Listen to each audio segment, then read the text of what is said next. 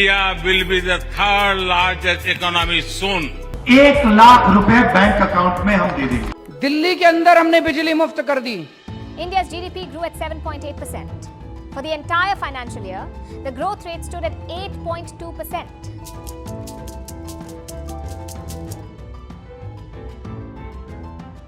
तो जैसे कि अब बीजेपी की टर्म एंड होने पे आ गई, फाइनल डेज है बिल्कुल, तो अभी क्या मानते हो कि पिछले 10 साल हो रही है, 10 साल उन्होंने क्या हमारे लिए अच्छा किया है और क्या उन्होंने जो चीज़ें मिस कर दी है हमारे लिए जो अच्छा नहीं था? अभी रिसेंटली बीजेपी गवर्नमेंट और कांग्रेस और बाकी सब पार्टीज ने अपने नए मैनिफेस्टोज लॉन्च किए हैं for new term next 5 years जी। अगर आप उन मैनिफेस्टोज को देखो तो बिल्कुल ही अपोजिट है एक दूसरे से। जैसे बीजेपी गवर्नमेंट का जो मैनिफेस्टोज है उसमें यूनिफॉर्म सिविल कोड और आर्टिकल 370 और CAA सिटीजन अमेंडमेंट एक्ट, और कांग्रेस गवर्नमेंट का जो मैनिफेस्टोज है उसमें उन्होंने बोला है कि हम रिजर्वेशंस लेके आएंगे और आर्टिकल 370 उसको एप्रोप्रिएट कर देंगे जी। ठीक है, तो इन दोनों पार्टीज़ के व्यूज़ डिफरेंट हैं।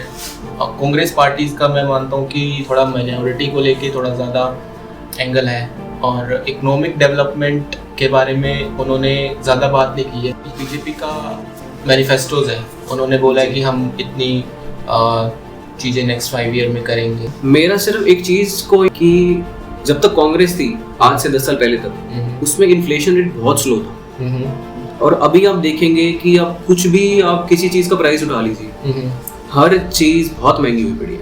मतलब कि जो फर्स्ट क्लास लोग हैं उनको कोई इशू नहीं है कुछ भी खरीदने से, क्या है क्या नहीं, क्योंकि उनके पास स्पेंडिंग के लिए जो उनकी ताकत है वो बहुत है। फिर आते हैं मिडिल क्लास लोग। मिडिल क्लास लोग एक चीज़ को लेने से पहले कम से कम 10 बार सोचेगा। रीज़न बीइंग कि इन्फ्लेशन बहुत रैपिडली बढ़ा है। तो अभी आप सोच रहे हो, अभी आप कहते हो अगर बीजेपी आ जाती है तो इस पे क्या पॉइंट बनता है कि भाई इन्फ्लेशन को लेके आपका क्या ख्याल है कि भाई सब कुछ और बढ़ेगा या यही ऐसे ही रहेगा? कम तो मुझे नहीं लगता कुछ होगा।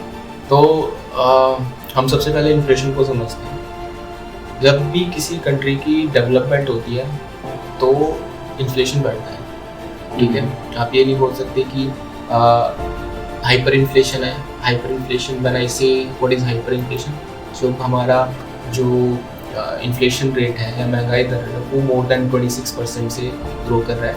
बट करंटली अगर आप देखो अभी कितना इन्फ्लेशन रेट है, हमारा इन्फ्लेशन रेट है 4.2%। Okay, and I don't think so 4.2% कोई बहुत ज़्यादा इन्फ्लेशन रेट है, क्योंकि अगर इकोनॉमिक डेवलपमेंट होती है तो इन्फ्लेशन होना भी ज़रूरी है।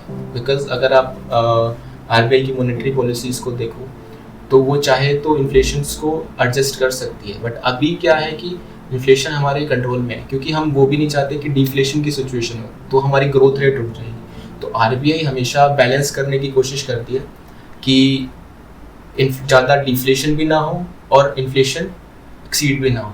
तो मुझे नहीं लगता कि इन्फ्लेशन का एक बहुत बड़ा इशू है। बट मुझे लगता है कि हाँ, एक चीज़ जो गलत हुई है लास्ट 10 years में, बिकॉज मैं 2011 से देख रहा हूँ और अब तक, पहले मुझे लगता था कि इतना हिंदू मुस्लिम इतना ज़्यादा नहीं होता था। जी बिल्कुल। है कि बीजेपी गवर्नमेंट अपने आप को एक as a pro Hindutva party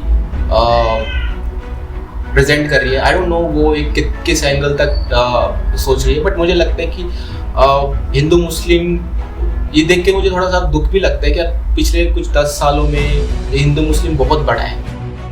BJP का अपना अलग स्टैंड है इस चीज़ को लेके और कांग्रेस का अलग स्टैंड है इस चीज़ को लेके। वेरी नाइसली आपने आंसर दिया इस चीज़ का, तो सबको अच्छा भी लगा होगा सुन के कि ये चीज़ की जो जिनके मन में होगा कि सब महंगाई बढ़ रही है तो रीज़न बताया आपने कि क्यों बढ़ रही है और इससे हमको फ़ायदा क्या होगा। तो काफ़ी अच्छा लगा। चलेंगे अगले पॉइंट पे। एक समय था जब कांग्रेस का टाइम स्पैन चल रहा था तो उस समय की तरह की गवर्नमेंट जॉब्स बहुत अच्छे लेवल पे निकलती थी। हमारे जैसे उस समय के जो यंग लड़के थे, लड़कियां थी, वो उनके लिए प्रायोरिटी होती थी कि हम पढ़ेंगे और गवर्नमेंट जॉब के अंदर सक्सीड करेंगे।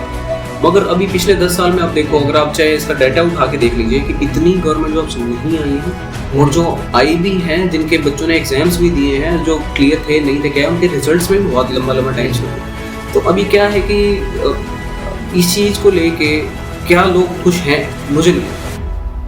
देखो जॉब्स को लेके दो एंगल से समझते हैं। पहला जॉब क्रिएशंस को लेके, अगर आप देखो 2014 से लेके 2024 तक आप देखोगे कि अगर ईपीएफओ का डेटा, ये मैं नहीं बोल रहा, ईपीएफओ का डेटा बोल रहा है कि नए जो यूएन रजिस्टर्ड हुए हैं वो 19 करोड़ 20 लाख नई जॉब्स क्रिएट हुई है इन पिछले 10 सालों से।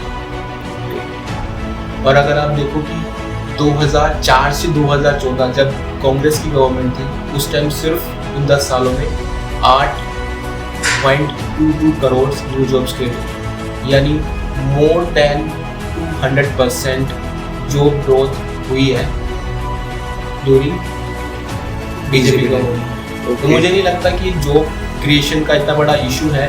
हालांकि हम सिर्फ एक गवर्नमेंट जॉब को लेके ही हम नहीं बात कर सकते, क्योंकि ओवरऑल हमारी इकोनॉमी को ग्रो करने के लिए स्टार्टअप का बहुत बड़ा रोल है, इंफ्रास्ट्रक्चर का बहुत बड़ा रोल है। इंफ्रास्ट्रक्चर के बारे में भी मैं पूछूंगा कि बीजेपी के टाइम स्पेन में इंफ्रास्ट्रक्चर पे काफी अच्छा काम हुआ।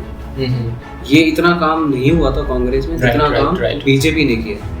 तो जैसे कि आप कुछ एग्जांपल्स दीजिए इस चीज को लेकर। इंफ्रास्ट्रक्चर के बारे में एक चीज है, इंडिया में इंफ्रास्ट्रक्चर बहुत तेजी से बढ़ा है पिछले 10 सालों में, बट फिर भी मुझे लगता है कि और तेजी से बढ़ना चाहिए, क्योंकि अगर आप चाइना को देखो, चाइना बहुत नेक्स्ट लेवल इंफ्रास्ट्रक्चर डेवलप कर रहा है। अभी हमारे कंट्रीज में देखो इंफ्रास्ट्रक्चर को लेके, हालांकि हमारे रोड्स, नेटवर्क और बाकी सब चीज़ें बढ़ रही है, बट अभी भी अगर किसी कंट्री को ग्रो करना है तो उसका इंफ्रास्ट्रक्चर अच्छा होना बहुत बड़ा रोल प्ले करेगा। यस, तो हालांकि बीजेपी ने बहुत अच्छा काम किया इंफ्रास्ट्रक्चर ग्रो करने के लिए। जैसे मैं बताऊं आपको, जॉब क्रिएशंस के लिए गिफ्ट सिटी आ रही है।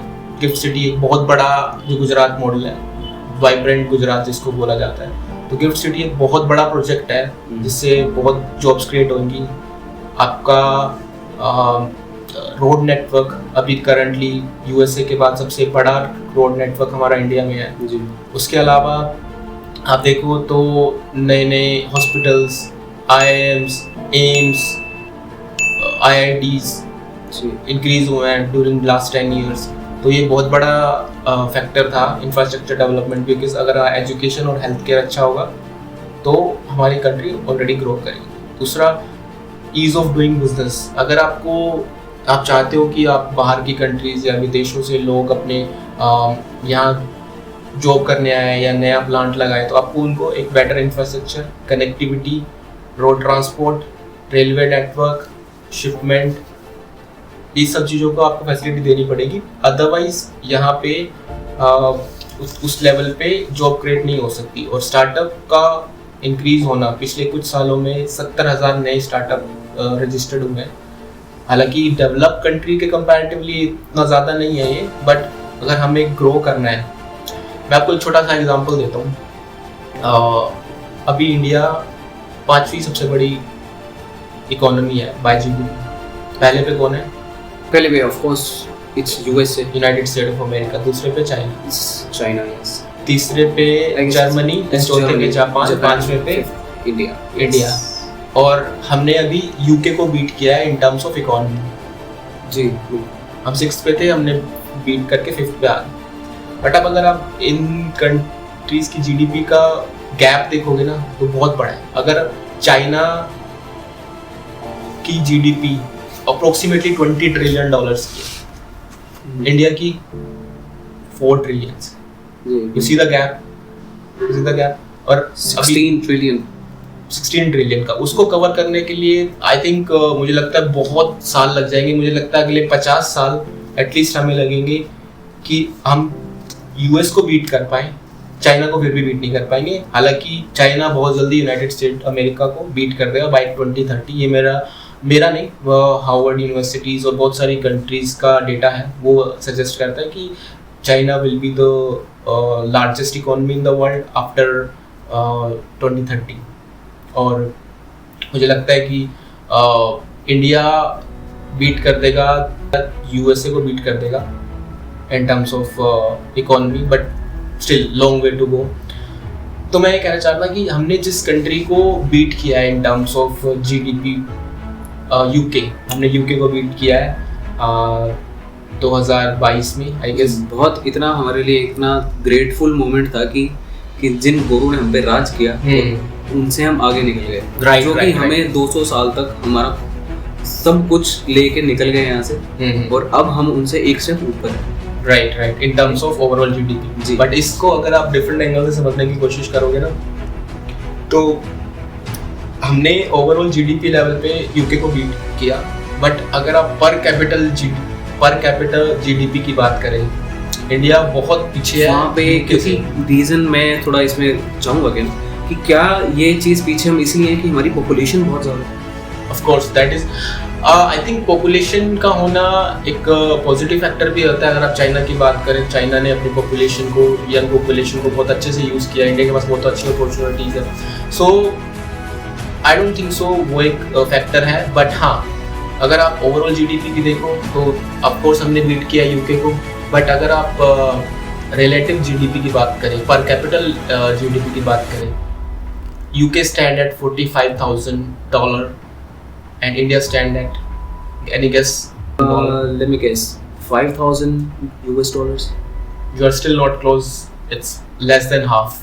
$2,200 Whoa. per capita income.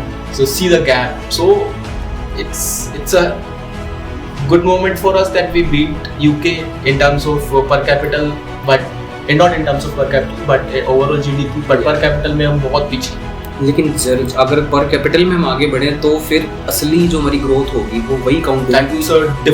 Distant dream right. सो अगर आप देखो कि BJP government and specially Modi government ने ये बोला कि हम डेवलप इकोनॉमी बना देंगे, बट मुझे नहीं लगता कि हो पाएगा, क्योंकि डेवलप इकोनॉमी बनाने के लिए इंडिया को नेक्स्ट लेवल काम करना पड़ेगा। क्योंकि चाइना को बीट करना, हालांकि इंडिया के पास रिसोर्सेज हैं, यंगेस्ट पॉपुलेशन है वर्ल्ड में, चांसेस हैं, बट मुझे लगता है कि हमारी कंट्री डेवलपिंग ही रहेगी अगले 20 सालों तक एटलीस्ट। उससे पहले हम सोच भी नहीं सकते, क्योंकि बहुत सारी चीज़ें हैं। इंफ्रास्ट्रक्चर बहुत लैक है हमारी कंट्री में, स्टार्टअप्स बहुत ज़्यादा चाहिए।